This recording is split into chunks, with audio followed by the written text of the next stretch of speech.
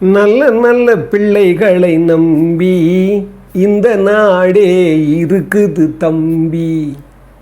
சின்னஞ்சிறு கைகளை நம்பி ஒரு சரித்திரம் இருக்குது தம்பி. நல்ல நல்ல பிள்ளைகளை நம்பி இந்த நாடே இருக்குது தம்பி. தவறு என்பது தவறி செய்வது, தப்பு என்பது தெரிந்து செய்வது. தவறு செய்தவன் திருந்த பார்க்கணும், தப்பு செய்தவன் வருந்தியாகணும். நல்ல நல்ல பிள்ளைகளை நம்பி. அற்புதமானவர்களே, இந்த வாழ்க்கை திறவுகோளில் ரொம்ப முக்கியமான ஒரு பகுதிக்கு நான் வந்திருக்கிறேன். அதாவது இதை ஏன் நான் மறுபடியும் இந்த இந்த பாடல்களை சொல்லிகிட்டு இருக்கிறேன்னா, அவர் பாருங்கள், திரு வாலிசார் எழுதின பாட்டது. நல்ல நல்ல பிள்ளைகளை நம்பி இந்த நாடே இருக்குது தம்பி. சின்னஞ்சிறு கைகளை நம்பி ஒரு சரித்திரம் இருக்குது தம்பி அப்படின்னு அவர் திரு எம்ஜிஆர் அவர்கள் பார்த்தீங்கன்னா எல்லா படங்கள்லேயும் அந்த பசங்களுக்கு தான் அதிகமாக பாட்டிருக்காரு. தம்பிக்கு ஒரு பாட்டு, அன்பு தங்கைக்கு ஒரு பாட்டுன்னு ஒரு பாட்டு இருக்கும். பார்த்தீங்கன்னா அவ்வளோ ஒரு அர்த்தம் இருக்கும். இன்னொன்று சொல்லுவார், எந்த குழந்தையும் நல்ல குழந்தை தான் மண்ணில் பிறக்கையிலே, பின்னல்லவராவதும் தீயவராவதும் அன்னை வளர்ப்பதிலே. அன்னை வளர்ப்பதிலே பார்த்தீங்கன்னா ஒரு அம்மா வளர்க்குறதுல தான் அந்த குழந்தையே பெரிய பெரிய ஒரு நல்ல ஒரு பண்பாளன் ஆகிறான் அப்படின்னு தான் சொல்லுவார். பாருங்கள், அவர் நிறைய சிரித்து வாழ வேண்டும், பிற சிரிக்க வாண்டிடாதே, நல்ல பேரை வாங்க வேண்டும் பிள்ளைகள், நிறைய பாட்டு. ஒரு பாட்டு சொல்லுவார், மனிதனாக வாழ்ந்திட வேண்டும் மனதில் வையடா தம்பி, மனதில் வையடா. வளர்ந்து வரும் உலகத்துக்கே நீ வலது கையடா தம்பி, வலது கையடா. தனி உடைமை கொடுமைகள் தீர தொண்டு செய்யடா நீ, தொண்டு செய்யடா. தானா எல்லாம் மாறும் என்பது பழைய பொய்யடா, எல்லாம் பழைய பொய்யடா. பாருங்க, மனிதனாக வாழ்ந்திட வேண்டும் மனது வையடா, வளர்ந்து வரும் உலகத்துக்கே நீ வலது கையடா. என்ன ஒரு ஒரு அற்புதமான இதெல்லாம் நாங்கள் கேட்டு தாங்க நாங்கள் இன்றைக்கி இந்த நிலையில் நம்ம நல்ல ஒரு பண்பால் நம்ம வாழ்ந்துக்கிட்டு இருக்கிற ஒரு நம்பிக்கையில் இருக்கிறோம்.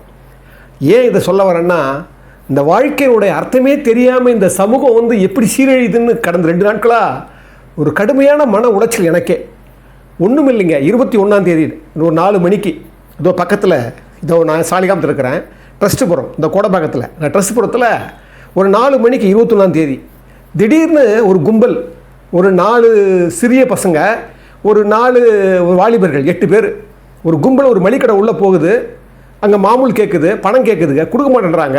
அந்த கடையை அடித்து உடைக்கிறானுங்க. வெளியே வராங்க, வெளியே வந்து அங்கே இருக்கிற ஒரு 10 மோட்டார் சைக்கிள் அடித்து உடைக்கிறாங்க. அடித்து உடைச்ச உடனே அங்கே இருக்கிற பொதுமக்கள்லாம் சேர்றாங்க. சேர்ந்தா அதில் தாமஸ்னு ஒருத்தர் வந்து எதிர்த்து கேள்வி கேட்குறாரு, யாரை பண்ணீங்க, என்ன எப்படியா பண்ணுறீங்க அப்படின்னு. கத்தியால் குத்தப்படுறாரு, அந்த ஒரு கால்களிலே கத்தியால் குத்தப்படுறாரு தாமஸ்ங்கிறவர். அதுக்கப்புறம் எல்லாம் சேர்றாங்க, கடைகள்லாம் உடைக்கப்படுது. யாரா என்னன்னு பார்த்து போலீஸ் வருது, வந்து போய் சர்ச் பண்ணி போய் பிடிக்கிறாங்க. பார்த்தா அந்த 8 பேரில் ஒரு 4 பசங்க, 15 வயசு, 16 வயசு, 17 வயசு, 4 பசங்க, ஒரு 4 பசங்க வாலிப பசங்க. என்னடான்னா போதை கும்பல். என்ன போதை தெரியுங்களா? டாஸ்மாக் போதை. படித்த உடனே என்னடா உலகம் இது, ஒரு பகிரங்கமாக ஒரு பொது வெளியில் இவ்வளோ பெரிய கூட்டம் கூடுற இடத்துல இன்றைக்கி இது இருக்குதுன்னா நாம் எங்கே போய் தவறி போயிருக்கிறோம்? இந்த சமூகம் என்ன, இது எப்படி, இது நிர்கதியாக இது இப்படியே போயிடுமா, இல்லை இதுக்கு ஏதாவது கதிமோட்சம் இருக்கா? ரொம்ப கடுமையான மன உளைச்சலை 2 நாளாக இதை பற்றி பகிர்ந்துக்கணும்னு சொல்லி, இதை பற்றி பேசணும்னு சொல்லி ரொம்ப ஆவலாக இருந்தேன். அப்படியே பார்த்தீங்கன்னா இன்னொரு செய்தி, கோயம்பேடில் ஒரு 4 நாளைக்கு முன்னால் முகமது ஆதாம்னு பேர், அவர் பேர் முகமது ஆதாம். அவர் பாருங்கள், முகமது ஆதாம்ன்றவர் அவர் ரவுடியா. பார்த்தீங்கன்னா 25 வயசுக்குள்ளே தான் அவருடைய ரவுடி. அந்த 25 வயசுக்குள்ளே ஒரு ரவுடி. என்னடா காரணம்னு கேட்டால், யாரா கொண்டதுன்னு பார்த்தா போதை ஊசி வந்துடுச்சான். இப்போ போதை ஊசி, அந்த போதை ஊசி விற்கிறதுல பிரச்சனை வந்துச்சான். அதனால் அவர் கொல்லப்படுறாராம். அது என்னன்னு போய் ட்ரேஸ் ஓவர் பண்ணால், வில்லிவாக்கத்தில் ஒருத்தன் சத்யநாராயணன் ஒருத்தன், அவன் பாருங்கள், அவன் அந்த போதை ஊசி போட்டு செத்து போயிட்டானா. இப்போ தான் இந்த போதை ஊசியே என்ன பண்ணுறாங்களா, ஆன்லைனில் புக் பண்ணுறாங்களாம். மகாராஷ்டிரா, யூபி, மத்திய பிரதேஷ் இங்கே தான் வர வைக்கிறாங்களாம். வர வைக்கிறது மட்டும் இல்லை, அதை போட்டு இது கடந்த போன ஜூன்லேருந்து இந்த ஜூனில் வரைக்கும் 10 பேர் போதை ஊசி போட்டுக்கிட்டே போட்டதாலே செத்து போயிட்டாங்களாம். என்னடா காரணம் சொல்கிறாங்கன்னா, 25 வயசுக்குள்ளே எல்லாமே என்னங்க இந்த இளைய தலைமுறை, நம்ம என்ன பண்ண போகிறோம், என்ன வழிகாட்ட போகிறோம், இந்த சமூகத்துக்கு நம்ம என்ன பதில் சொல்ல போகிறோம்? பகிரங்கமாக, அதாவது இதை படிக்கிற போது ஏற்படுற உணர்ச்சிக்கு அளவே இல்லைங்க. எங்கே பார்த்தாலும் ஏமாத்த. ஒரு பையன் ஆனந்த் பாபுன்னு பையன் நேற்று போரூரில் இன்ஸ்டாகிராமில் வந்து வேற ஒரு தன்னுடைய போலி கணக்கை தொடங்கி வேற ஒருத்தனை அடையாளம் காட்டி நிறைய இளம் பெண்களை ஏமாற்றி மோசமான அளவில் படமெல்லாம் எடுத்து அவங்களே அனுப்ப சொல்லி அதையே அவங்கள மிரட்டி இன்றைக்கி வந்து அரெஸ்ட் பண்ணி பார்த்தீங்கன்னா, சாதாரண ஒரு இன்ஜினியரிங் படித்த பையன் ஒரு எலக்ட்ரானிக்ஸ் கடையில் அண்ணன் கடையில் வேலை செய்கிறான் போரூரில். பார்த்தா பரிதாபமாக இருக்குது. எங்கே நம்ம போய் முட்டிக்கிறது, இது எங்கே போய் சொல்கிறது? அதாவது இப்போ கடுமையான இந்த காலத்தில் கேள்விப்படுறதெல்லாம் ரொம்ப அநியாயமாக இருக்குது. அதாவது ஒரு நாளைக்கு 450 பேர் சாலை விபத்தில் சாகுறாங்க இந்தியாவில் மட்டுமே. அதாவது தற்கொலைக்கு அளவே இல்லை. ஏன்னா நான் இதை சொல்கிறதுக்கு நான் வெக்கப்பட்டு தான் சொல்கிறேன், வேதனைப்பட்டு தான் சொல்கிறேன். பார்த்தீங்கன்னா இப்போ கூட புதுக்கோட்டையில் இப்போ நேற்று நடந்தது 2 ஆசிரியர்களுங்க, 2 பேருமே வேலை செய்கிறாங்க. அந்த 2 பேரும் வேலை செய்கிறவங்க 3 மாதம் ஒரு பேத்தி, அந்த அம்மா அவருடைய பேத்தி, தனது மகன் எல்லாம் சேர்த்து 5 பேர் தற்கொலை பண்ணிக்கிறாங்க. 3 பேரை அவங்களுக்கு பாய்ச்சல் கொடுத்துட்டு 2 பேரும் கணவன் மனைவி என்ன பண்ணுறாங்க, தூக்குப்பிடித்து தற்கொலை பண்ணிக்கிறாங்க. இது தற்கொலை பண்ணுறது குடும்பமாக தற்கொலை பண்ணிக்கிறாங்க. 2 ஆசிரியர்கள் வேலை செய்கிறாங்க. கிட்டத்தட்ட ஒரு 1 கோடி ரூபாய் கடனுக்கு தான் சொல்கிறாங்க.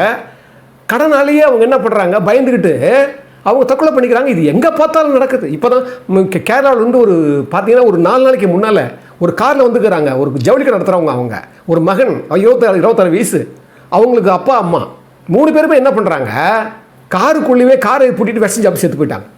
என்னடா கேட்டால் கடன்றாங்க. நாம் எங்கே தடுமாறி போயிட்டோம் அப்படின்னா, நமக்குள்ளே இருக்கிற அந்த ஒரு தன்மையை நம்ம விட்டுட்டோம். இந்த உலகத்தினுடைய தன்மையே அறம் சார்ந்த ஒரு பண்பு சார்ந்த ஒரு அன்பு நிலை கொண்ட ஒரு எண்ணம் இருக்குது பாருங்க, அதை நம்ம விட்டுட்டோம். வந்து புள்ளி விவரமாகி போச்சு. இப்போ படிக்கிறதெல்லாம் செய்தியாகி போச்சு. ஒரு துக்கம் இல்லை, நமக்கு ஒரு துன்பம் இல்லை, இந்த சமூகம் இப்படி கெடுக்குதுன்னு ஒரு வருத்தம் இல்லை நமக்கு. வேதனையாக இருக்குது. வேதனையோடு தான் நான் பதிவு பண்ணுறேன். நேற்று பாருங்கள், ஒரு முக்கியமான சொல்ல மறந்துட்டேன். இப்போ ஒரு 3 நாளைக்கு முன்னால் புதுக்கோட்டையில் சூப்பரண்ட் ஆஃபீஸுக்கு முன்னால் ஒரு அந்த வாகனம் இருக்கும் பாருங்கள், போலீஸ் வாகனம். அந்த வாகனத்துக்கு பேக் சைடில் தண்ணி இறக்கிட்டு இருக்காங்களாம், கேன் தண்ணி. அந்த சைடில் இருக்குது பாருங்கள், அந்த மெயின் ரோட்டில் அது ஓரம் பண்ணி வச்சுருக்க அந்த பொலிரோ அந்த வண்டியை. இந்த பக்கம் ஜெயந்தின்னு 36 வயசு அந்த அம்மாவுக்கு பாவம். அங்கே வந்து அரசாங்க மருத்துவமனையில் நர்ஸாக இருக்கிறாங்க. அவங்க மொபைலில் ஹெல்மெட்லாம் போட்டு போயிருக்கிறாங்க.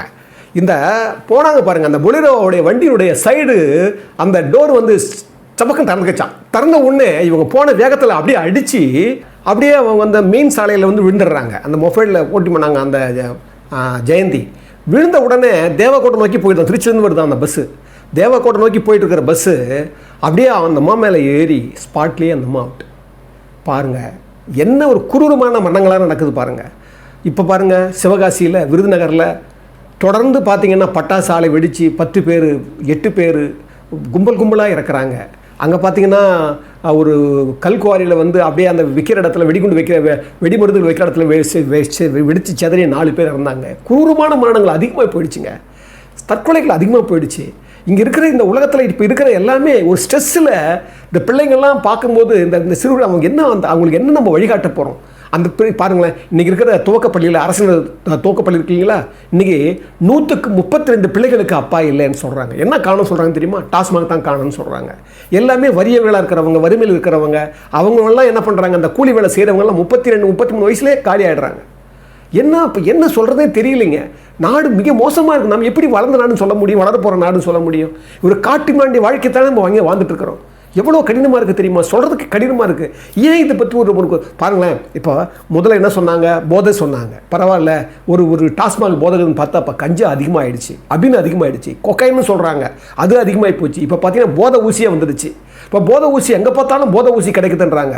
நான் ஊருக்கு போனால் சொல்கிறாங்க, கிராமங்கள்லாம் கூட கஞ்சா வந்து பொட்டலை மாதிரி கிடைக்குது. அப்படின்னா அப்போ நம்ம எங்கே தவறு நம்ம இழைச்சிருக்கிறோம்? நாம் எப்படி இந்த வளர தலைமுறைகளை நிமிர்த்த போகிறோம், இல்லை வழிகாட்ட போகிறோம்?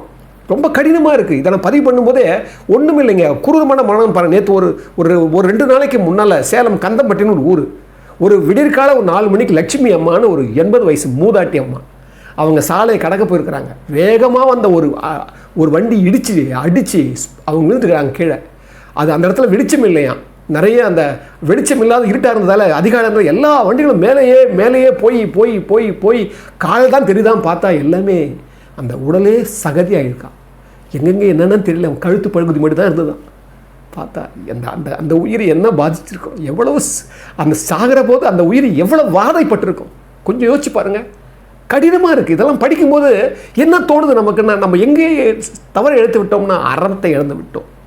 தனி மனிதன் அறம் நம்மக்கிட்ட இல்லை, ஒரு குடும்பத்தில் ஒரு அறம் நம்மக்கிட்ட இல்லை, நம்ம சமூகத்தில் ஒரு அறம் இல்லை. இந்த சமூகம் சரியாக இருந்தால் தான் அரசியல் சரியாக இருக்கும், அரசு சரியாக இருக்கும், மற்றதெல்லாம் சரியாக இருக்கும். இந்த சமூகம் நடு மையம். இந்த சமூகம் சரியில்லை. இதுக்குத்தான் நான் வந்து திருப்பி திருப்பி என்ன சொல்கிறேன், நாம் அறம் சார்ந்த சிந்தனைகளை கொண்டு வரணும்.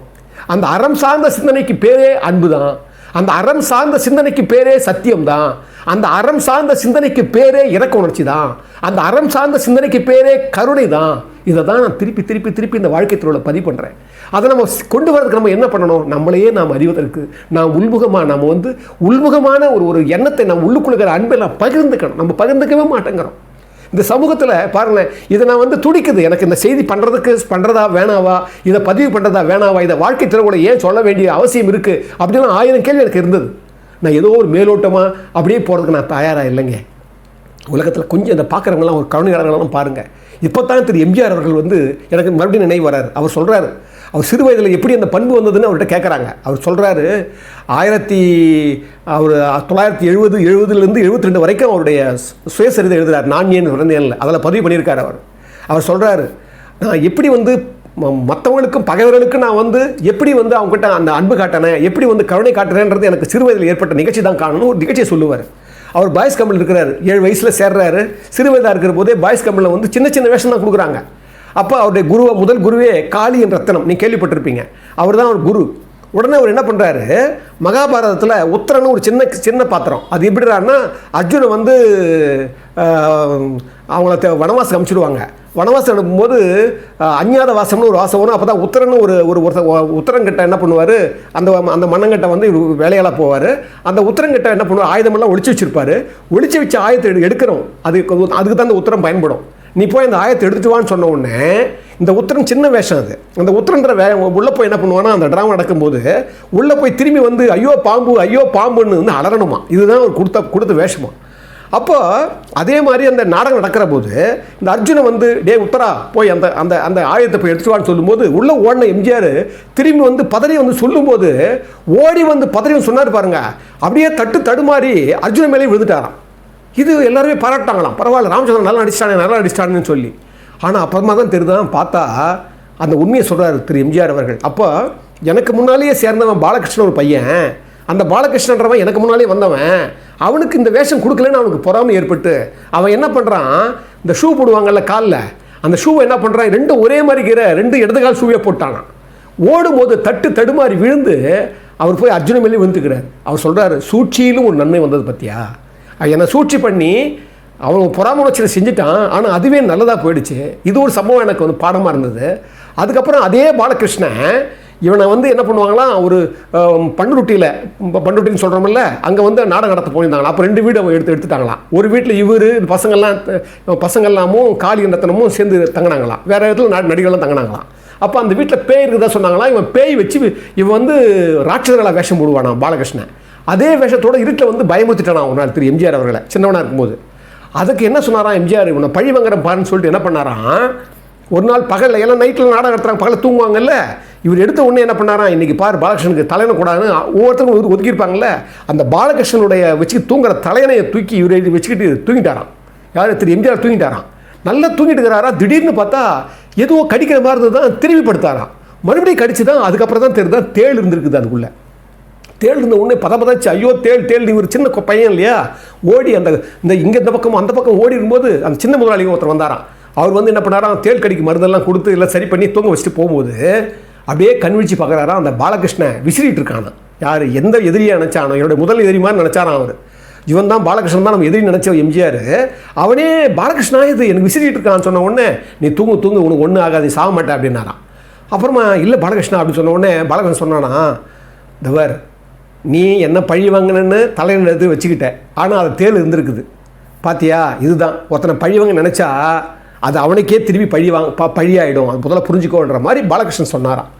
அவர் சொல்கிறார் திரு எம்ஜிஆர் அவர்கள், அந்த வார்த்தை தான் என்னை இன்ன வரைக்கும் ஒருத்தர் எதிரியாக இருந்தால் கூட ஒருத்தனை பழி வாங்கக்கூடாதுன்ற ஒரு எண்ணத்தை உருவாக்கிச்சு. பாருங்கள், நல்லா கவனிக்க வேண்டிய விஷயம். அதை சொல்கிறார், உன் கொடுத்துருக்கிற அறிவு ரொம்ப அற்புதமாக எழுதியிருப்பார். அதை உனக்கு கொடுக்கப்பட்ட அறிவு என்பது மற்றவங்களை பழி வாங்கிறதுக்காக இல்லை, அதை பகைவனுக்கும் நீ நல்லது செய்யணுன்றதுக்காக தான் அதை கொடுத்துருக்க. அதனால தான் பகை திறம் தெரிதல்னு ஒரு அதிகாரத்தை சொல்லுவார் ஐயா. பகை நட்பா கொண்டுழுகும் பண்புடையாளன் தகைமைக்கண் தங்கிற்றே உலகு அப்படின்னுவார். ரொம்ப அற்புதமான குறள் அது. அதாவது பகையை கூட நட்பாக கொடுறான் பாரு, அவங்ககிட்ட தான் இந்த உலகத்தினுடைய ஆட்சி பண்ணுற வல்லமை அவனுக்கு இருக்கும் அப்படின்னுவார். அது திரு எம்ஜிஆர் அவர்கள் அந்த சிறு வயதிலேயே சின்ன சின்ன பாடங்களை அவர் கற்றுக்கிட்டார். அவர் நாடகத்தில் இருக்கிற போது தான் சின்ன சின்ன பண்பு, சின்ன சின்ன பாத்திரங்கள், சின்ன சின்ன பண்ணும்போது என்னென்ன நடந்ததெல்லாம் அவர் பதிவு பண்ணுறார். நான் இதை ஏன் சொல்கிறேன்னா, இந்த இந்த இந்த வளர்கிற சமுதாயத்துக்கு இந்த இந்த நாம் நல்லா வரணும்னா பெரியவங்களான நாம தான் சரியாக இருக்கணும். இங்கே வந்து நான் தான் அன்னை வளர்ப்பதில்லைன்னு சொன்னார். சொல்லுவாங்க ஒரு திருடன், அதை சொல்லுவாங்க ஒரு பையன் திருடினா வாத்தியாரை மாற்றுன்னு சொல்லுவாங்களாம். அப்போ என்ன அர்த்தம்னா பையன் திருடுறது காரணம் வாத்தியார் தான். அப்போ நம்ம சமூகத்தில் சிறுவர்கள் சரியில்லைன்னா காரணம் அவங்க கிடையாது, நாம் சரியில்லை, நம்ம வழிகாட்டிகள் சரியில்லை, அம்மா அப்பா சரியில்லை, நாம் பெரியவர்கள் சரியில்லை. இப்படி தான் நான் சொல்ல வேண்டியிருக்குது. அதனால தான் திரு எம்ஜிஆர் அவர்கள் ஒன்றும் இல்லைங்க, ஒரு பாட்டுங்க, சாதாரண பாட்டு. அது சொல்லுவார், பிள்ளை கூட்டங்களை பார்க்கையிலே பிஞ்சு மொழிகளை கேட்கையிலே நல்லவர் எல்லாம் நலம் பெறுவார் என்ற நம்பிக்கை பிறக்கிறது. இவர் வர வேண்டும், புகழ் பெற வேண்டும் என்று ஆசை துடிக்கிறது, என்று ஆசை துடிக்கிறது. பாருங்க, பிள்ளை கூட்டத்தை பார்க்கும்போதே எவ்வளவு சந்தோஷம் வருதுன்னு சொல்கிறார் பாருங்க திரு வாரிசார் எழுதின பாட்டு. அது என்ன சொல்கிறவர்னா, நம்ம எப்பவுமே பிள்ளைங்களை கொஞ்சறது கிடையாது, குழந்தைங்களை வளர்க்கும் போது அவங்க கூட பண்ணுறது கிடையாது. எல்லாத்தையும் ஒரு பிறந்த உடனே ஒரு கை குழந்தை 6 மாதத்துலேயே என்ன பண்ணி போடுறோம், கையில் வந்து ஒரு குடிச்சாத்தனம் கொடுத்து அமுச்சு விட்றோம். அது பாட்டு அது பார்க்குது, தெரியுது. என்னங்க அதாவது நம்முடைய சமூகத்தினுடைய இப்போ நம்ம எப்படி மீள போகிறோம்னே தெரியலைங்க, ரொம்ப பயங்கரமாக இருக்குது. என்ன காரணம் நான் சொல்ல வரேன், வாழ்க்கையில் நம்ம பெரியவர்கள் எல்லாத்தையும் விட்டுட்டோம். பணம் பணம் பணம் பணம்னு பணத்தை தேடி அலையிறமே தவிர பண்பு, அன்பு, உண்மையை சுயசார்பான சிந்தனை எதுவுமே சமுதாயத்தில் மண்டி போயிடுச்சுங்க. தயவு செஞ்சு இனிமேலாவது வாழ்க்கை திறவுகோலை நான் அடிக்கடி திருப்பி சொல்கிறேன், உங்களை பற்றி யோசிங்க. நம்ம பிள்ளைகளுக்கெல்லாம் நம்ம ஒரு வழிகாட்டியாக இருக்கணும். நம்ம பிள்ளைகளுக்கெல்லாம் நீங்கள் ஆலோசனையே சொல்ல தேவையில்லைங்க, அறிவுரையே சொல்ல தேவையில்லை. நீங்கள் நல்லவர்களாக இருந்தால் போதுங்க, ஒவ்வொரு பெற்றோர் நல்லவராக இருந்தால் போதுங்க. பொய் சொல்லாமல் இருக்கணும், மற்றவங்களை ஏற்க தெரியாமல் இருக்கணும், தர்மத்தை நீங்கள் வந்து கடைப்பிடிக்கிறவங்களா இருக்கணும், அறம் சார்ந்த விஷயங்களையே நீங்கள் கொண்டு வந்தீங்கன்னா போதுங்க, அது ஃபாலோ பண்ணிடுங்க. இன்றைக்கி அதாங்க குறைஞ்சி போச்சு. அந்த வகையில் நான் தயவு செஞ்சு சொல்கிறேன், இந்த வாழ்க்கை திறவுகோளில் எல்லோரும் நாம் அன்பு சார்ந்த வழியில், அறம் சார்ந்த வழியில் பயணிக்கணும்னு சொல்லி அதுலேயும் 2 வார்த்தை சொல்லுவார் திரு புரட்சித் தலைவர் ஐயா அவர்கள். சொல்லுவார், புலவர் புலைமை திருந்தின பாட்டு ரொம்ப அற்புதமாக 2 வரி. தூக்க மருந்தினை போன்றவை பெற்றவர் போற்றும் புகழுரைகள், நோய் தீர்க்கும் மருந்தினை போன்றவை கற்றவர் கூறும் அறிவுரைகள், கூறும் அறிவுரைகள். பாதை தவறிய கால்கள் விரும்பிய ஊர் சென்று சேர்வதில்லை, நல்ல பண்பு தவறிய பிள்ளையை பெற்றவர் பேர் சொல்லி வாழ்வதில்லை, பேர் சொல்லி வாழ்வதில்லை. நான் ஆராரோ என்று தாலாட்ட இன்னும் யார் யாரோ வந்து பாராட்ட. பாருங்க, தூக்க மருந்தினை போன்றவை பெற்றவர் போற்றும் போடுரைகள், நோய் தீர்க்கும் மருந்தினை போன்றவை கற்றவை கூறும் அறிவுரைகள். இந்த அறிவுரை விட்டுட்டோம், கற்றோட அறிவுரை நம்ம விட்டுட்டோம், வள்ளுவத்தை விட்டுட்டோம், உயர்ந்த நீதிகள் கொண்ட இலக்கியங்களெல்லாம் விட்டுட்டோம். இப்போ என்ன பண்ணுறது, அந்த சமுதாயம் பாழ்பட்டு கிடக்குது. அதை தான் சொல்கிறார், பாதை தவறிய கால்கள் விரும்பிய ஊர் சென்று சேர்வதில்லை, நல்ல பண்பு தவறிய பிள்ளையை பெற்றவள் பேர் சொல்லி வாழ்வதில்லை. அப்போ என்னென்ன, இந்த குற்றங்கள் எல்லாம், சிறுவருடைய குற்றங்கள் எல்லாம் நம்ம தான் சாரோம். தயவு கூர்ந்து இதை பார்க்குறவங்கெல்லாம் சான்றோர்களே, நாம் சான்றோளாக இருக்கணும். நம்ம பெரியவங்களாக இருக்கிறது மட்டும் போதாது, வளர தலைமுறைக்கு வழிகாட்டணும்னு சொல்லி திரு புரட்சித் தலைவர் காட்டின அந்த பண்பு நெறியில் தான் நாமளும் அதை கொஞ்சமாவது யோசித்து இதை மற்றவங்களுக்கு செலுத்தணும்னு சொல்லி இந்த அற்புதமான இந்த வாழ்க்கை திறவுகளை நிறைவு செய்கிறேன். அற்புதமானவர்களே, இந்த தமிழ் தீக்கு உங்களுடைய ஆதரவும் உங்களால் முடிஞ்ச பொருளுதவி எங்களுக்கு பெரிய நிறையான ஒரு இன்பத்தை கொடுக்குது. அதாவது இப்போ நேற்று கூட ஸ்டீஃபன் சொல்லி கேரளாவிலேருந்து ஒரு அற்புதமான, அவர் 71 வயது அவருக்கு, அவர் வந்து ஒரு 10 நிமிஷம் எனக்கு ஃபோன் பண்ணி பேசினார். ரொம்ப அற்புதமான, நீங்கள் இந்த முயற்சி ரொம்ப பிரமாதப்படுத்துகிற மாதிரி இருக்குது, இதை வளர தலைமுறைக்கு ரொம்ப முக்கியமான ஊக்கமாக சொல்லி அவர் என்னை பாராட்டி வாழ்த்தினார். அவருக்கு நான் அந்த ஸ்டீஃபன் ஐயாவுக்கு நான் இந்த நேரத்தில் நன்றி சொல்லிக்கிட்டு, அவரை போலவே ஊக்கம் உள்ளவங்கெல்லாம் எங்களை பாராட்டுங்க. அதே சமயத்தில் உங்களால் முடிஞ்சால் இந்த தமிழ் தீ வளர்ச்சிக்கு இன்னும் மேன்மை எங்களால் இதை வந்து ரொம்ப இல்லைன்னா நாங்கள் அதிகமாக நாங்கள் போட முடியும். எங்களால் போட முடியாத காரணமே என்னென்னா எங்களுக்கு அந்த பொருளாதார உதவி தேவைப்படுது. அதனால் இதை பார்க்குறவங்க நிச்சயமாக உங்களுக்கு அந்த அன்பு இருந்து, உங்களுக்கு அந்த ஈகை குணம் இருந்து, அதோட நிலை உங்களுக்கு இருந்ததுன்னா அது நிச்சயமாக எங்களுக்கு உதவி செய்யுங்க. நாங்கள் ஏற்றுக்கிறோம். இதை மறுபடியும் இந்த தமிழ் தீ வந்து உலகமெல்லாம் பரவணும்னு சொல்லி உங்கள் ஆசீர்வாதத்தோடு நாங்கள் உங்கள்கிட்ட மறுபடியும் உங்களை வணங்கியதெல்லாம் நாங்கள் பெருமைப்படுறோம். அது மட்டும் இல்லை, நான் இதுக்கு தமிழ் தீ மாதிரி இறைமைன்னு ஒரு சேனல், அதை நான் மறுபடியும் வேறு ஒரு சேனல் பண்ணியிருக்கேன். அதுவும் யூடியூப் சேனல் தான். ஆனால் என்னத்துக்கு வச்சுருக்கேன்னா அது ஆன்மீகம் சார்ந்த யதார்த்தமான ஆன்மீகம், இந்த வழக்கமான ஆன்மீகம் கிடையாதுங்க. இந்த சமூகம் சார்ந்த சிந்தனைகளையும் அதில் யதார்த்தமான சில முக்கியமான பெரியவங்க அவங்க சொன்னதெல்லாம் சேர்த்து அதில் ஒரு சின்ன ஒரு ஆன்மீகத்தை கொண்டு வந்திருக்கிறேன். இந்த இறைமை அப்படிங்கிறத நான் இதிலே பதிவில் கொடுக்குறேன். அந்த சேனலை வந்து நீங்கள் பதிவு பண்ணி அதை அனுப்பும்போது அதையும் நீங்கள் கொஞ்சம் பாருங்கள். அதையும் நீங்கள் கொஞ்சம் அதை கொஞ்சம் முன்னேற்றி பண்ணிங்கன்னா அது உலகமெல்லாம் போய் சேருன்னு சொல்லி உங்கள் எல்லோரும் வணங்குவதில் மீண்டும் நான் பெருமகிழ்ச்சி கொள்கிறேன்.